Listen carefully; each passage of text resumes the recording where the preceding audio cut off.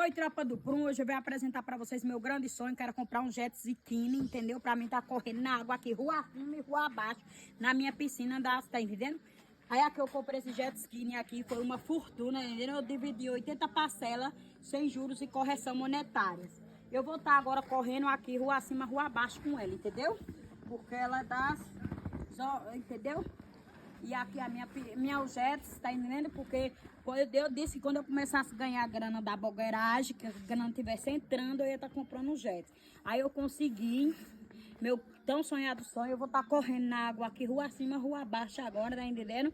E aí agora era meu sonho. Ai, blogueira, mais o jet, calado, vocês ainda estão errados, vocês ainda querem vir pra cima de mim. Não, rapaz, deixa as coisas das pessoas, da decisão, entendeu? Não vem pra cima de mim não, então agora eu vou estar passeando, eu sou blogueira, eu não posso dormir toda hora, tá de jet ski correndo dentro das águas, entendeu?